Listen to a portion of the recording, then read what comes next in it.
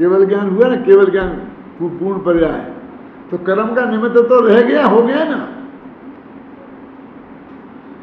तो ये भी कहाँ रहा, ये शक्ति कहाँ रहा, इसे भी कमजोरी मानो। तो समझ में आया कि नहीं आया? तो उनने कहा कर्म का क्षय निमित्त है, इसका वास्तविक अर्थ क्या है? क्षय माने क्या होता है? अभाव। तो अभाव निमित्त है ना, अभाव निमित्त है माने निमित्त का अभाव है। समझ रहा? थोड़ा उपयोग सूक्ष्म करो, क्या कह रहा हूं मैं, है? कर्म का क्षय निमित्त है, तो तुम पॉजिटिव बोल रहे हो, वास्तव में तो कर्म का क्षय माने अभाव, तो अभाव निमित्त है ना, तो इसका मतलब निमित्त का अभाव हो गया। इसलिए केवल ज्ञान को नैमित्तिक भाव नहीं कहते, समझ गया? रागादिक को नैमित्तिक भाव कहते हैं, केवल ज्ञान को नहीं कहते हैं, समझ नहीं ना? अच्छा, तो क्यों साहब कहना तो चाहिए, बिना क्षय के तो होता नहीं है। तो जो पहले समय का केवल ज्ञान हुआ, तो पहले समय में केवल ज्ञान नहीं था और ज्ञानावनी कर्म का उदय था, तो उसका क्षय हो गया दूसरे समय में, तो केवल ज्ञान हो गया। अब तीसरे चौथे समय में अब तो क्षय नहीं हुआ, क्योंकि जो काम पहले समय में ही हो गया द्वितीयाधिक समय में तो नहीं हुआ। क्यों? तो कैसे घटित करोगे? तो वो कहेगा कि नहीं क्षय है ना, कायम है ना, वो क्षय जो हुआ था, तो फिर अनंत काल तक निमित्त लगाओ उसको।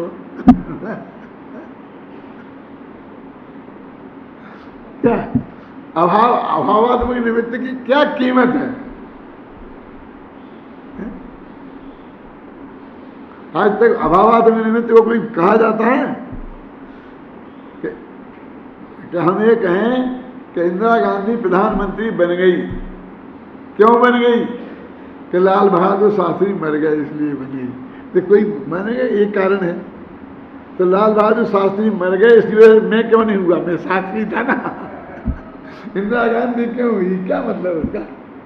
किसी तो एक अरब लोग खड़े हैं, किसी के मरने से कोई होता होगा तो वो ही क्यों? लेकिन फिर भी अभावात्मक निमित्त की चर्चा भी होती है तो हम कह दी, लेकिन उसकी क्या कीमत है? देखो क्या बात चल रही थी अपनी। सर्वप्रथम गाथा 116 से 20 तक सांख्य मतनुयायी शिष्य को ध्यान में रखकर उद्गल द्रव्य को परिणाम सुधारी सिद्ध करते हैं। सांख्य मत का अनुयायी शिष्य वहां गुरुदेव उनके सामने बैठा है, किनके? कुंद के सामने। देखो जरा इसको निकालो अभी पेज, गाथा पढ़ने के पहले।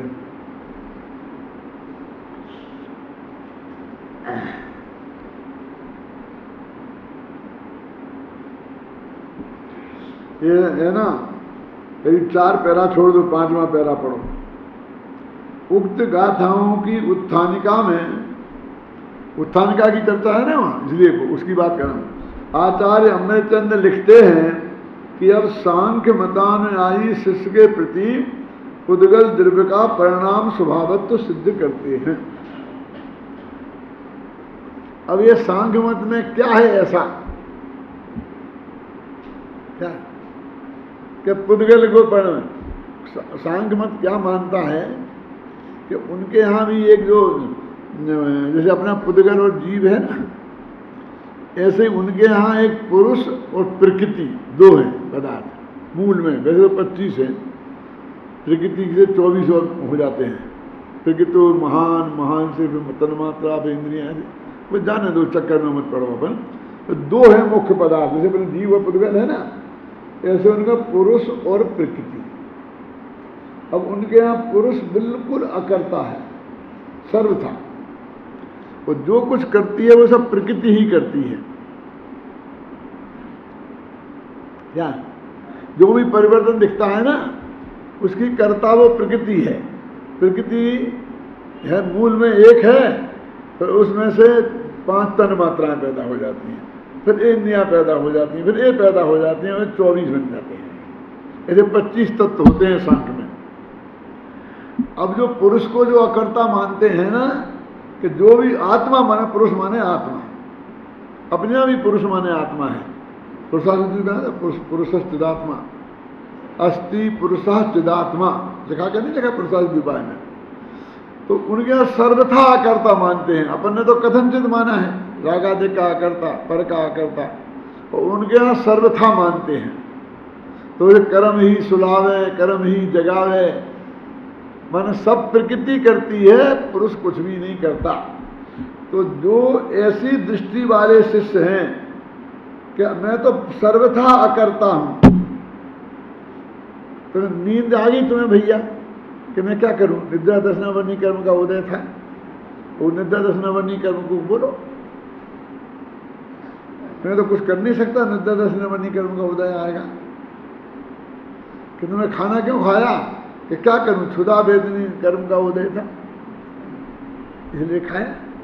तो अपने यहाँ भी कर्म को प्रकृति बोलते हैं। भाग्य की बात ऐसी है, पुरुष को आत्मा बोलते हैं और कर्म को प्रकृति बोलते हैं। प्रकृति होते हैं ना, कर्म की प्रकृतियां हैं। तो जो ऐसा जैनी है जो सारी गलतियों को अपने माथे पे बिल्कुल नहीं लेकर कर्म के माथे पे मरना चाहता है, उसको कहते हैं सांख्य मतानुयायी शिष्य। है तो अपना शिष्य, लेकिन उसके अंदर उस बात का हट है कि जो निश्चय ने से अकर्ता कहा है ना, मेरी कोई जिम्मेवारी नहीं है। क्या करूं, पुराना कर्म का उदय ऐसा ही आ गया कि देखो तुमको गुस्सा नहीं करना चाहिए था, तो वो क्या कहेगा कि जब तुम गाली नहीं देते तो मैं गुस्सा नहीं करता, फिर गुस्सा करता तो तुम कहते।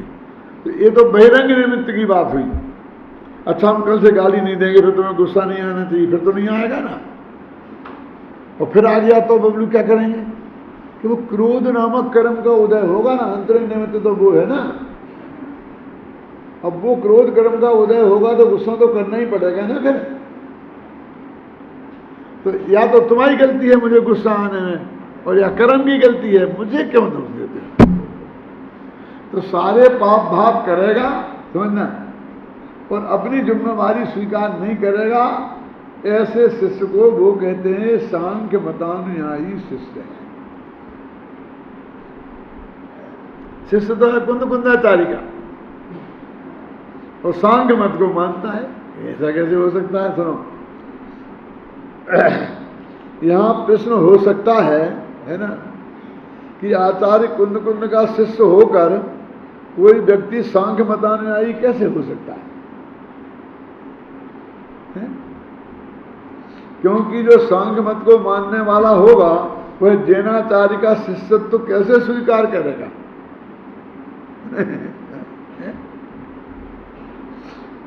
कोई व्यक्ति जैन धर्म की आस्था वाले होकर के भी, ऊपर से तो कहते हैं हम जैनी हैं, जैन धर्म सच्चा धर्म है, निश्चय नय के पक्ष को सुनकर जो निश्चयभाषी होते हैं ना, वे सांख्य मतानुयायी शिष्य हैं।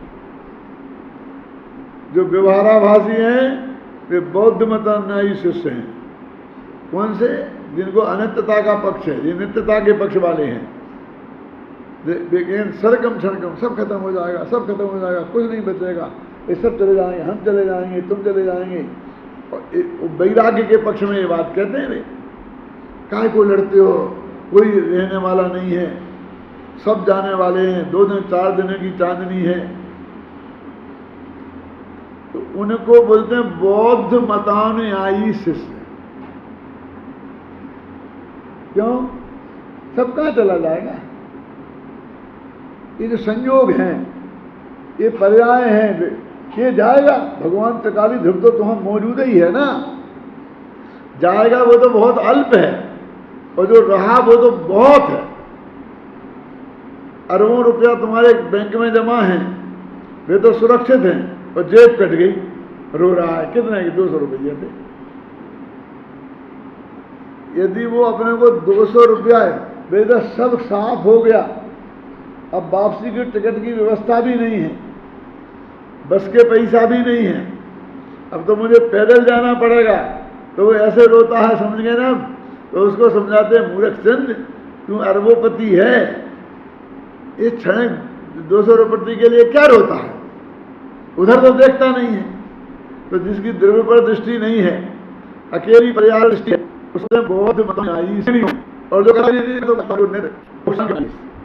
सांख्य मत जो अकर्तावादी हैं, माने आत्मा करता नहीं है, इसका सर्वथा एकांत मानते हैं। और जैनी कथनचित करता है और कथनचित करता नहीं है, निश्चय नहीं से करता नहीं है, व्यवहार नहीं से करता है। कहेगा सबका, पर का भी, राग का भी, अपने वर्ण मन का भी। और निश्चय ने लगाते जाएंगे तो सबकी भी धीरे धीरे छुट्टी कर देंगे। पहले पर की करेंगे, फिर राग की करेंगे, फिर अपने वर्ण मन में भी इस तरकीब से करेंगे कि करता तो तू ही है, लेकिन फेरफार करता नहीं है। श्रीमद् बाजार में आता है, तू चाहे कि मैं जैसा चाहूं वैसा होगा, तो ऐसा नहीं हो सकता। तो देखो, कोई व्यक्ति जैन धर्म की आस्था वाले होकर भी निश्चय नय के पक्ष को सुनकर उसके एकांत में चढ़ जाते हैं और वस्तु के परिणमन स्वभाव की उपेक्षा कर उसे सर्वथा अपरिणामी मानने लगते हैं। पुरुष को सांख्य लोग अपरिणामी मानते हैं, पुरुष माने आत्मा। तो ऐसे लोग ये भी अपने आत्मा को अपरिणामी, बिल्कुल परिणमनशील नहीं है, परिणमन का नाम नहीं आ जाए, घुस ना जाए अंदर में। इसमें अंत के कलश निकालो, कितने कितने मार्मिक हैं, आप पता नहीं है। वो जो है ना 14 कलश एकांत वाले, बहुत मार्मिक हैं। देखो देखो आप कैसे कैसे मूर्ख हैं जैनियों में, वो बताएंगे आपको।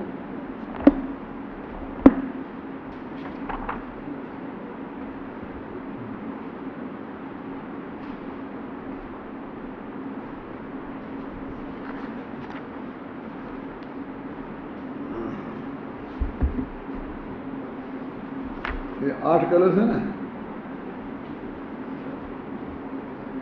नमूने के रूप में एक बताऊंगा, बस घबराना नहीं। तो 8 कलश है ना, 8 एकांतियों के, परिशिष्ट में होंगे, परिशिष्ट में।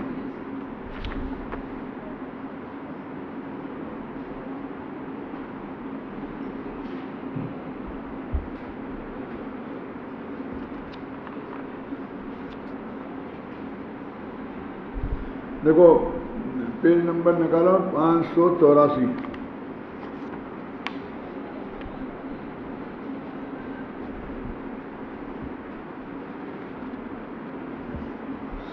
जो 552 से शुरू होते हैं ये छंद शायद नहीं, 552 से नहीं और पहले से भी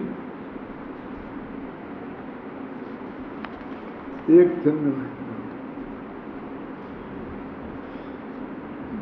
248वां छंद, पेज नंबर 517 का।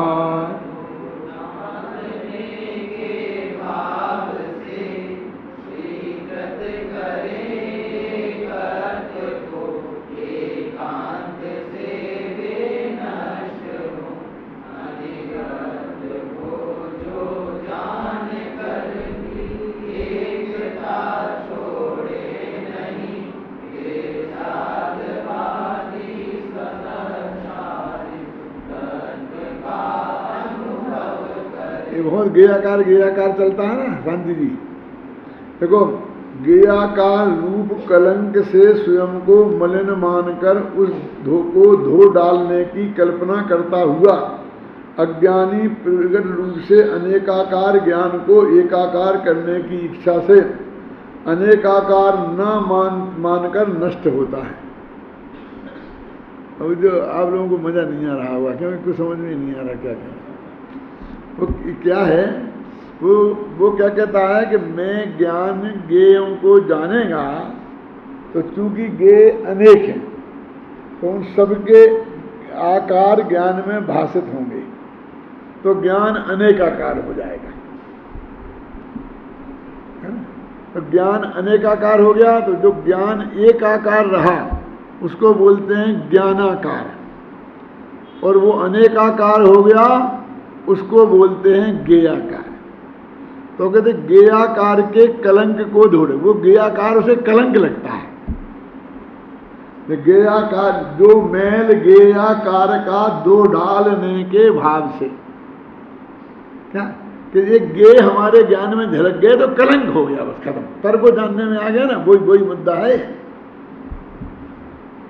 आता है आप लोगों की समझ। वो कहते हैं हमारे वो पर पदार्थ हमने जाना तो लेटरिन जानी, तो लेटरिन से हमारा ज्ञान गंदा हो गया। क्यों? गंदी है ना लेटरिन, गंदा क्यों नहीं होगा? जो मैल गेया कार्य को धो डालने के भाव से इसे जाना ही नहीं, और उसको बोलते हैं, ये भाव वाला बोल है कि एकाकार माने भाव का एक पक्ष और अनेक आकार में दूसरा पक्ष। एक बोलते हैं ना, एक है अनेक है, एक अनेक वाला बोल है।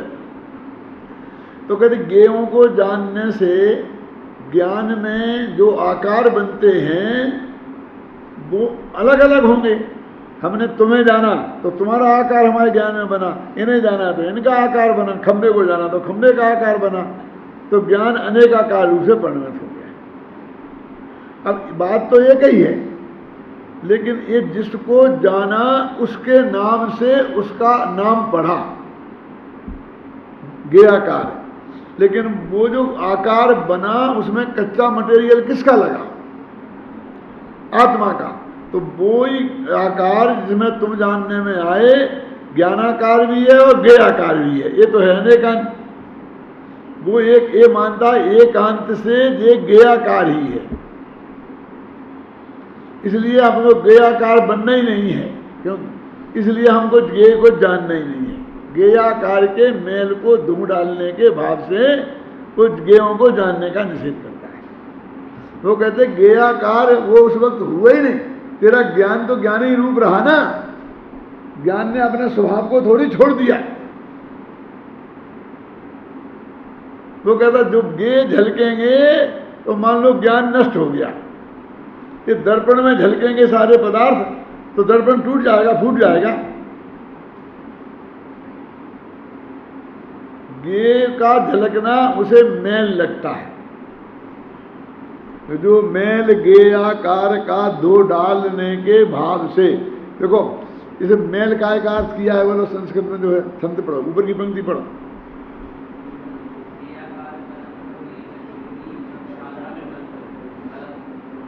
कलंक का अर्थ मैल किया है। मेचक जो अनेकाकार, अनेकाकार को वो मैल मानता है। मेचका मेचकत्व आता है ना, मेचक माने अनेकाकार और अमेचक माने एकाकार। तो गेयों को जाना तो गे के आकार हुआ, तो गे चूंकि अनंत हैं तो वो अनंत आकार हो गए, इसलिए उसे बोलते हैं अनेकाकार। गेयाकार माने अनेकाकार और एकाकार माने ज्ञान तो ज्ञान के ही आकार में रहा, ज्ञान ने ज्ञानत्व बने को नहीं छोड़ा। तो उसे ये डर लगता है कि गे जानने में आएंगे तो मेरा ज्ञान गेयाकार परिणमित हो जाएगा। तो आता ना ज्ञायक गेयाकार ममत्व निवार के। तो वो कहते हैं कि छोड़ना क्या है, ध्यान से सुनना, थोड़ी बारीक बात है, घटना नहीं, कि वो जो गे तुम्हारे जानने में आया है उसमें तुम अपनापन स्थापित करो, मेल तो ये है। उसे तुम कर्ता भोक्ता बनो, मेल तो ये है। उसके तुम स्वामी बनो, मेल तो ये है। उसको जानना ये मेल नहीं है। उसने वो जानने को भी मेल मान लिया, जबकि वो तो उसका स्वभाव था। जो मेल गेयाकार का दो डालने के भाव से स्वीकृत करें एकत्व को, एकत्व माने एकाकार को, और एकांत से वे नष्ट हों। अनेकत्व को जो जान कर भी एकता छोड़े नहीं। देखो अनेक गेयों को जान करके भी एकत्व को जिस आत्मा ने नहीं छोड़ा, वे स्यादवादी स्वतः छालित तत्व का अनुभव करें। वो जो तत्व मेला कैसे हो जाएगा, वो तो स्वभाव से ही धुला हुआ है, उसे धोने की जरूरत नहीं, स्वतः छालित, वो मेला होता ही नहीं। अनंत गेयों के जानने पर भी ज्ञान में मेल आता ही नहीं। फिर इसके विरुद्ध दूसरा कलश आएगा। ये कहते हैं अभी ज्ञों को नहीं जानता है, वो कहते ज्ञानाकारी नहीं है, मेरा तो ज्ञानाकारी नष्ट हो गया, ज्ञानाकारी नष्ट हो गया। तो ये ऐसे 8 कलश हैं और इसमें इतना मर्म भरा हुआ है, बहुत मार्मिक कलश हैं ये 8, जो हमारे दिमाग घूमते रहते हैं 24 घंटे। क्या देखो, अब यहीं आ जाते हैं, इस दोष के भय से कहाँ पेज आ गया, कौन सा पेज था भैया बना? हाँ 82 पे आ गया, क्या 81 में 82 में ही है, 86, हाँ 86 बोलो। हाँ, इसका भावार्थ यद्यपि द्रव्य कर्म अचेतन है और भाव कर्म चेतन है, तथापि शुद्ध निश्चय नहीं की अपेक्षा भाव कर्म भी अचेतन ही है।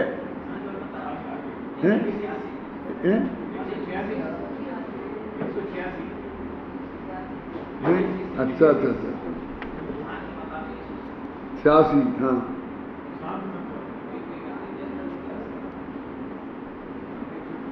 अभी तो अपन गाथाओं पे ही चल रहे भैया। हाँ अच्छा अब आया समझ में। यहाँ कुंद का शिष्य है। कोई व्यक्ति जैन धर्म की आस्था वाले होकर भी निश्चय न्याय के पक्ष को सुनकर उसके एकांत में चढ़ जाते हैं और वस्तु के परिणाम स्वभाव की उपेक्षा कर उसे सर्वथा अपरिणामी मानने लगते हैं। वे प्रगट रूप से तो जैन ही रहते हैं, पर उनकी अंतर मान्यता सांख्यों जैसी हो जाती है। ऐसे लोगों को यहाँ सांख्य मतानुयायी शिष्य कहकर संबोधित किया है। इन गाथाओं में संयुक्त यह सिद्ध किया गया है कि पुद्गल द्रव्य स्वयं परिणमनशील है, उसे अपने परिणमन में पर की रंच मात्र भी अपेक्षा नहीं है। भाई इतना, जब पुद्गलों में परिणमन की शक्ति स्वयं है, इन 5 गाथाओं में सिर्फ ये सिद्ध किया। तो अगली 5 गाथाएं आएंगी तो ऐसी जीव में भी स्वयं परिणमन की शक्ति है, ख्याल में है ना। इसमें है अभिज्ञा, स्तेज अभिज्ञा खलु पुद्गल से, है ना। और जीव में क्या है? निरंतर आया। देखो ध्यान रखे एक चीज कि वहां यहाँ अभिज्ञा लिखा और वहां निरंतर आया लिखा। जगह छंद में जैसी होती है ना, इसे तेति जीवस निरंतराया स्वभाव भूता परिणाम शक्ति, है ना। यहाँ निरंतराय लिखी, पर अपन ने आत्मा में है स्वाभाविक परिणमन की शक्ति जब, और यहाँ भी ऐसे अनुवाद किया है, सब पुद्गलों में है स्वाभाविक परिणमन की शक्ति जब। अपन ने कोई अंतर नहीं डाला, क्योंकि अपन को तकलीफ नहीं थी। एक जगह उनने अभिज्ञा लिखा और एक जगह निरंतराया लिखा, और हमने दोनों का अर्थ यही कह दिया है, स्वाभाविक अर्थ किया। और है ना कोई विघ्न, जब ये निरंतराय का अर्थ हो गया, और उनके परिणमन में है ना कोई विघ्न। जब ये छंद आप बोलते हैं ना, और हम अपने घर से भी सुनते हैं, तो हमारी कली कली खिल जाती है। और इसे तुम अशुद्ध बोलो, इन छंदों को, ये बर्दाश्त नहीं हो सकता। जैसे वो होता ना, नाचने वाले, जो गाने वाले, यदि वो कोई सामने वाला गा रहा हो और जरा उसमें उसके हिसाब से कर दे तो उसके माथे पर 3 सले पड़ जाते हैं। अब उनको तो कुछ फर्क ही नहीं पड़ता है। कितना महत्वपूर्ण तत्व है ये पंक्तियों पर मेरे बहुत हृदय में अंदर से उल्लास आता है। आत्मा में है स्वाभाविक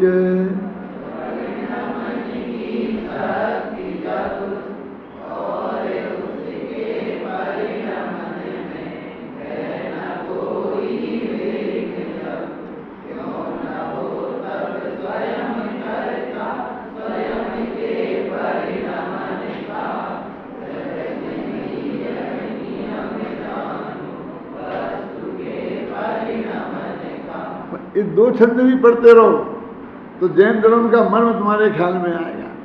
भाई पुद्गल में अपने परिणमन की शक्ति है, जीव में अपने परिणमन की शक्ति है। अब तुम जबरदस्ती उसके पीछे के जीव को पुद्गल परिणमाए, पुद्गल को जीव परिणमाए, इसी क्या जरूरत है?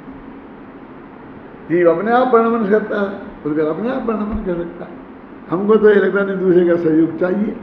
यदि सहयोग चाहिए तो उसकी परिणाम शक्ति क्या करेगी? पुद्गल में भी परिणाम शक्ति है और जीव में भी परिणाम शक्ति है, तो दोनों परिणाम शक्ति खाली बैठी रहेंगी। यानी थोड़ा सा हम सहयोग कर दें कि नहीं तुम्हारे सहयोग की जरूरत नहीं है।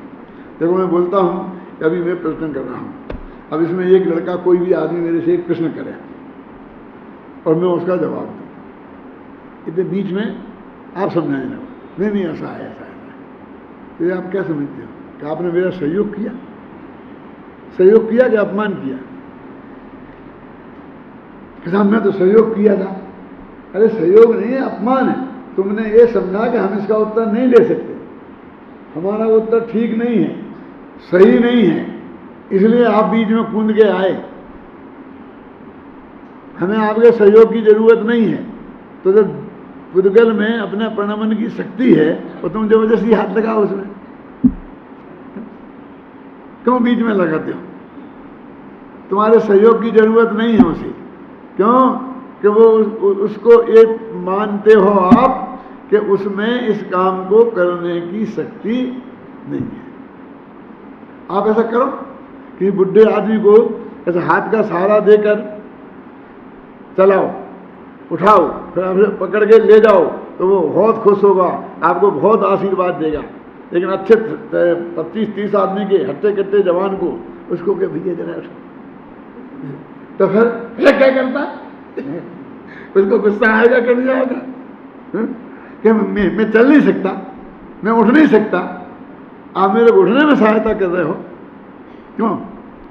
एक बच्चे को खिलाओ तो वो खुश होगा, एक बुढ़े को खिलाओ हाथ से उठा के तो भी खुश होगा, एक हट्टे कट्टे जवान आदमी को भैया क्या करते हो तुम? मैं आप हाथ से उठा के खा नहीं सकता, तुमने मुझे क्या समझाया? तो जब प्रत्येक द्रव्य में अपने परिणमन की शक्ति है तो एक दूसरे द्रव्य का बीच में हस्तक्षेप क्यों हो? एक द्रव्य दूसरे द्रव्य का करता नहीं है, उसके लिए ये दो हैं, ये गाथाएं 10 और ये कलश 2 अत्यंत महत्वपूर्ण हैं हमारे लिए। ये 24 घंटे पाठ करने जैसे हैं।